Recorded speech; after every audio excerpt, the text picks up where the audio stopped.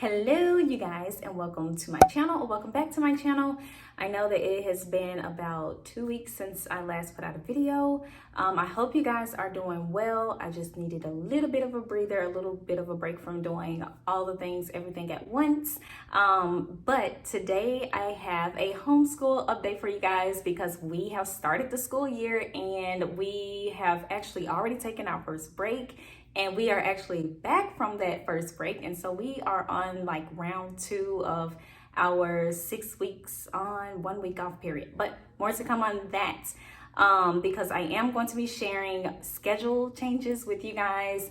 Not much has changed as far as our curriculum goes, but I have made just a few small tweaks, nothing major. And then I'm going to be sharing some books because we did, of course, read some books and we enjoyed said books. And so I want to share them with you guys in case you haven't heard of them. Maybe there's something that you would want to add to your list. And I'm also going to be sharing a few goals for as far as homeschool goes moving forward. Okay, so first things first, schedule changes. That really has been like the most challenging thing to navigate, or is going to be the most challenging thing to navigate for this school year, I see.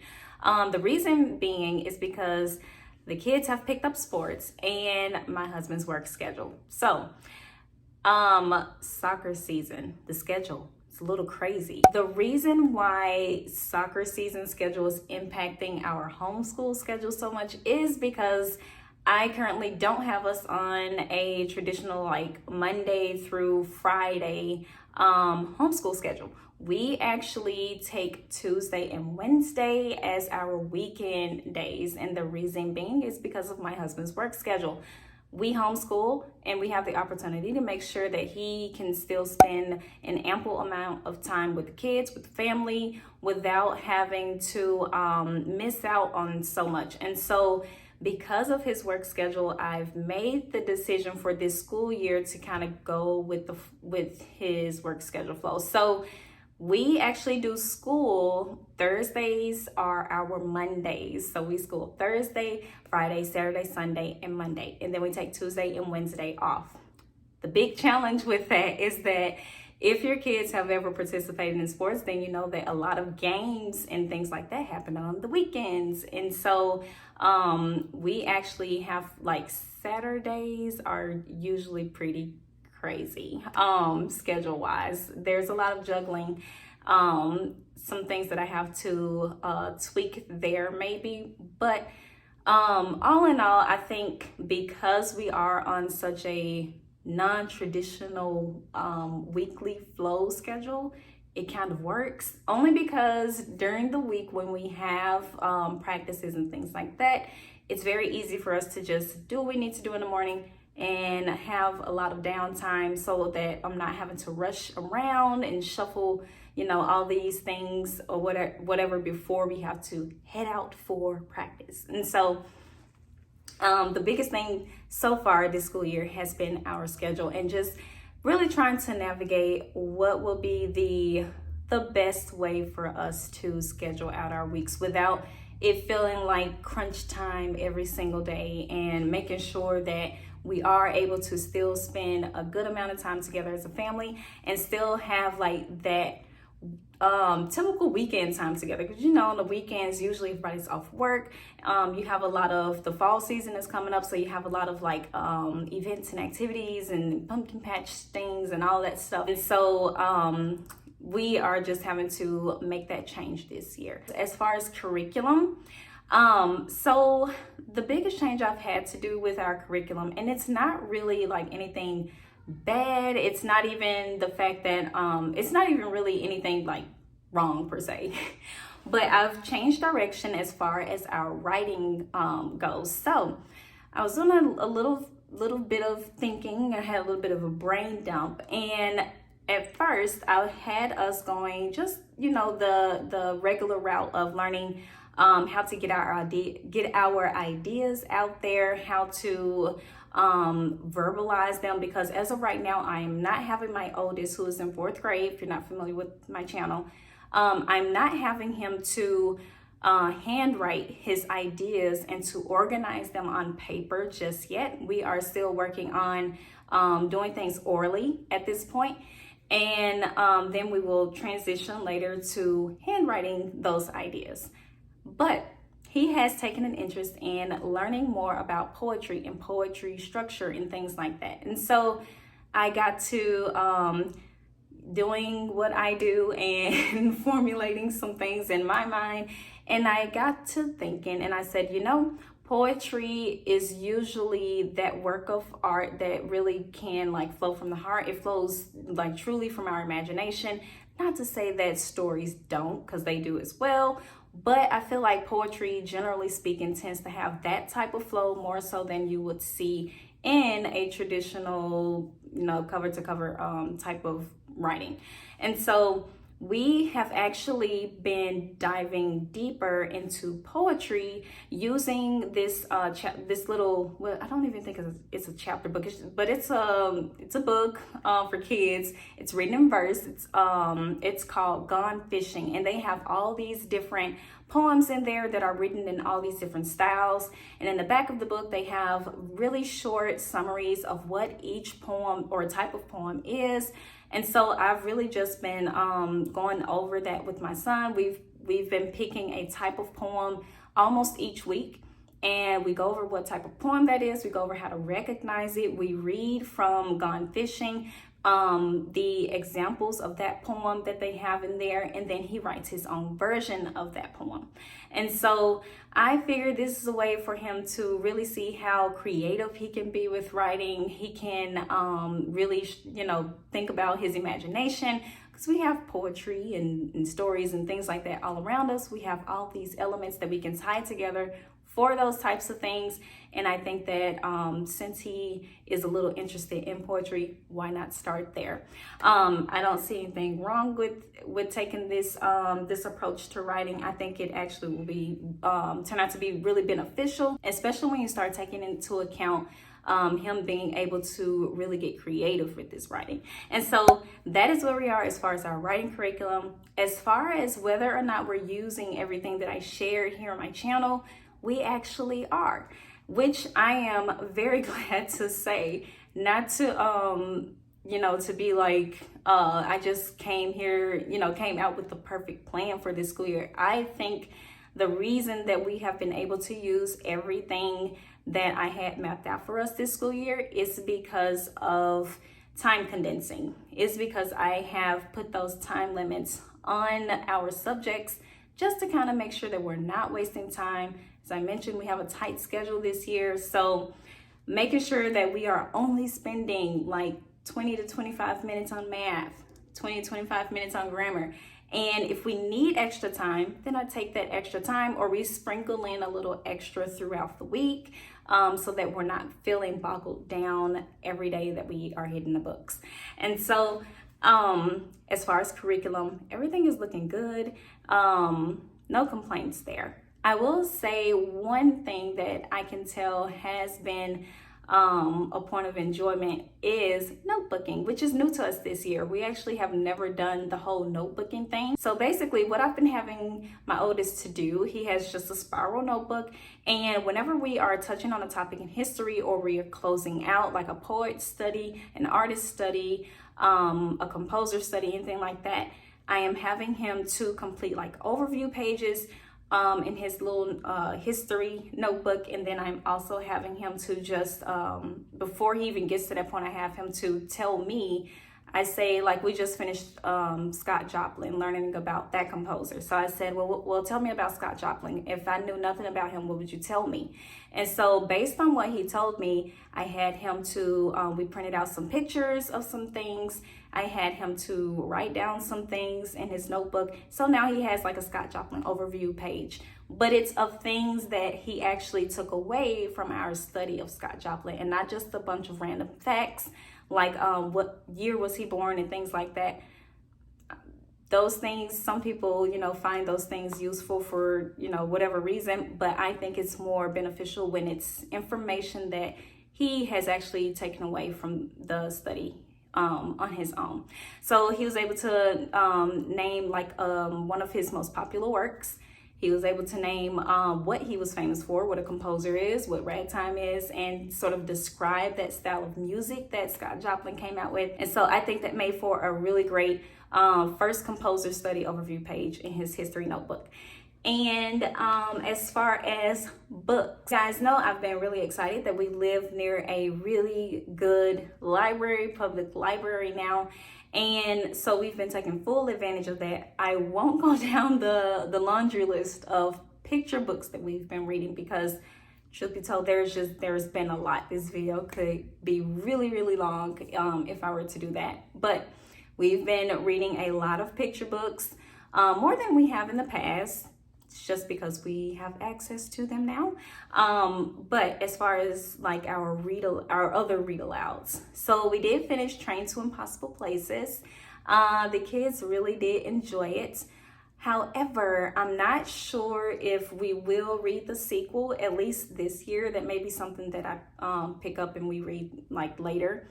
I just hadn't planned on us reading it, and they were really excited to read Escape from Mr. Limoncello's Library.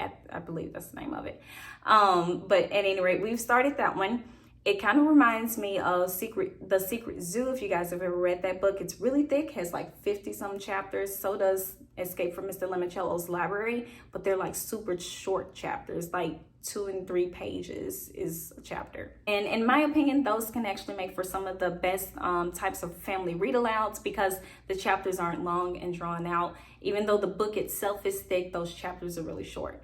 Even my 4-year-old is taking a liking to that book. We have started Escape from Mr. Limoncello's Library.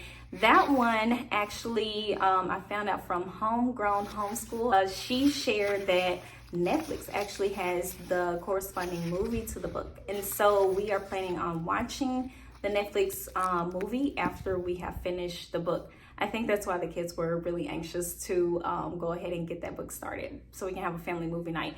But that is what we are currently reading.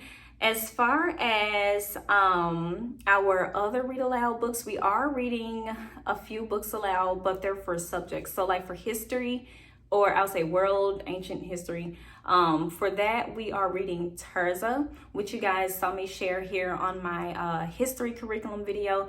That one, I honestly am not sure how long it is going to take us to get through that one. It is a little, it just doesn't grasp their attention the same as read alouds in the past. This is a sort of like a historical fiction type of book, but we're gonna stick with it because it is sort of like a living book as far as Bible history. So you know, Tirzah, if you're not familiar with that story, it's about this little girl. She is the one it's told from her perspective. So she is one of the Israelites. They are leaving Egypt. That's the time period that the story takes place in. So we've been reading the stories of Joseph, and then we're going to go into Moses in the Bible. And so that's also one reason why I'm kind of sticking with Tirzah too and not hanging it up too quick. Is just because it kind of helps to tie everything in because we're studying ancient Egypt. And so because it's not really grasping their attention the same as like other types of read alouds we've done, I'm having to really break up our reading sessions. So like instead of being able to read a whole chapter, I'm only able to really get through like maybe like 2 or 3 pages of a chapter. Because we also do narrating as well. I like my oldest to be able to kind of tell back to me what is going on in the story, just so you know we can have that type of practice going. So for history, we're doing Tirzah, and then for heritage history, which we do once a week as well, we are working our way through Anna Hibiscus. And that's just a part of the Amazing Africa study that we got from Heritage Mom. And so that is what we're reading for our subjects. And speaking of books, you guys, if you follow me on Instagram, you may have seen me mention these 2 books as being a part of some of my favorite resources, Bible resources for kids. There's definitely a reason for that. These are great. I'm really happy to have found these 2. So I came across Bible infographics for kids, found this on Amazon. And basically, it's what it says, it's infographics, but it kind of gives, especially younger kids, it gives them a visual that goes with what they're learning in the Bible.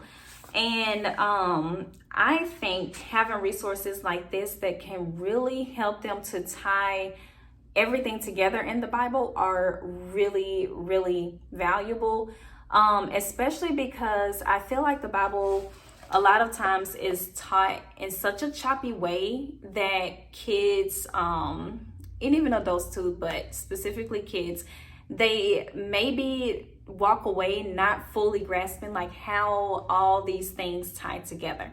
And so I wanted to have something to kind of help relay that information and to kind of help us to really piece things together as far as like where this story fits in, where do we see this prophecy being fulfilled, and where do we see it, you know, foretold that this was going to happen, and where is it fulfilled, and really tie everything together. And so I've already kind of gone through, as you can see from all my tabs, and we're reading the story of Joseph. We're finishing up that story, then we'll be working our way through Moses.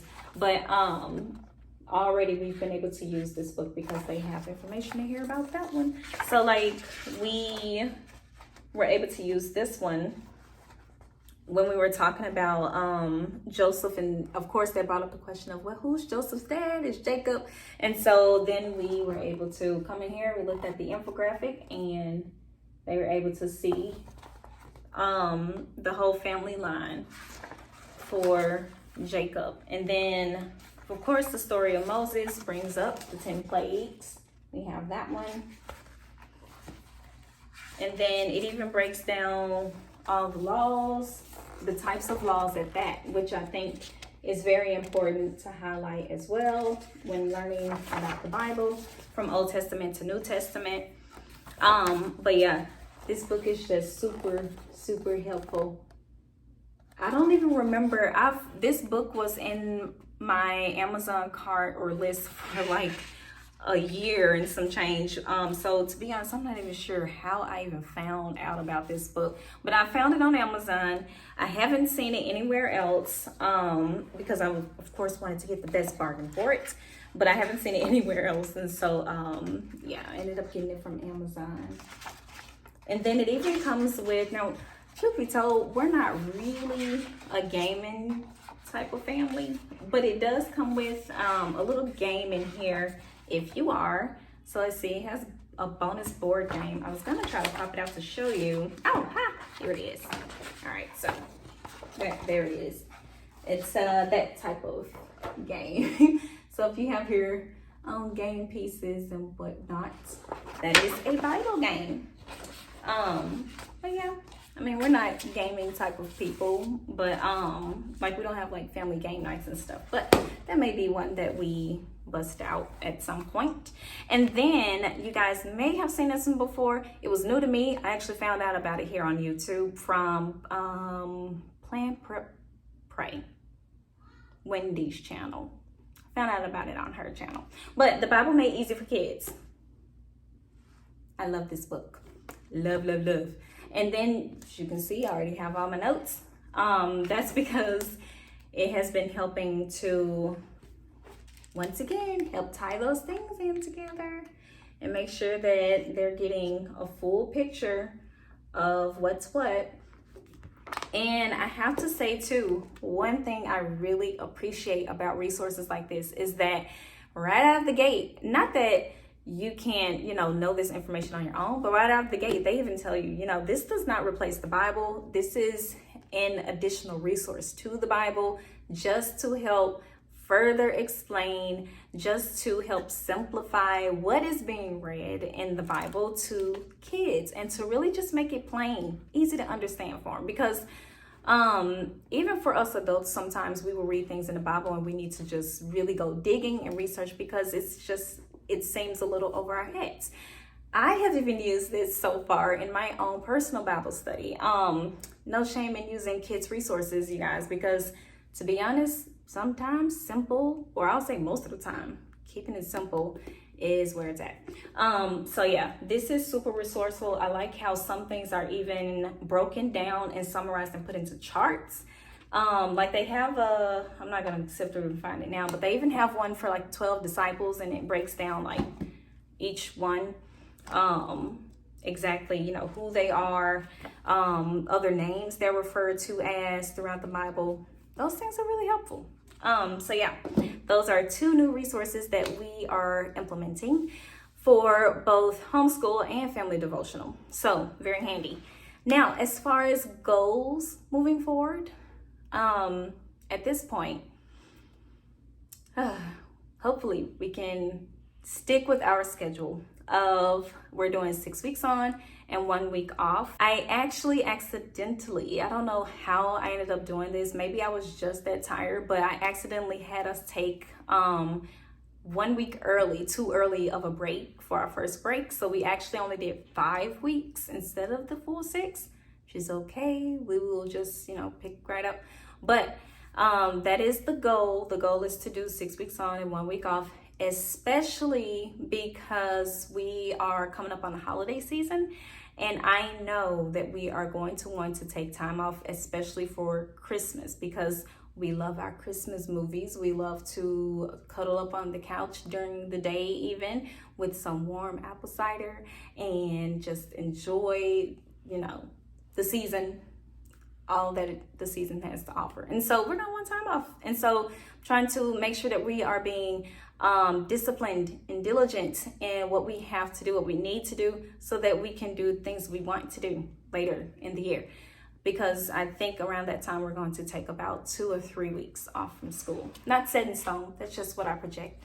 And then for this holiday season, because we're coming up on Thanksgiving pretty soon, we probably won't take much time off, but we're gonna need at least a week. So as far as goals for our homeschool moving forward, hopefully we can just keep on keeping on and practicing discipline and diligence in all that we do, and practice doing them well when we are able to get that time that we need to, you know, get our book lessons done.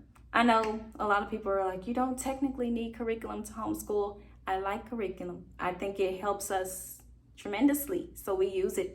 And I try to stay disciplined with using what I've set out for us to use. So that is where we are. I want to thank you guys so much for watching today's homeschool update. If you enjoyed it, don't forget to hit the thumbs up. And if you're not yet subscribed to my channel, then don't forget to hit that red subscribe button as well. I was about to say thumbs up again. Don't forget to hit the red subscribe button too. I share homeschool, soon to be trying to trickle in more homemaking style content as well. But yeah, thank you guys so much for watching.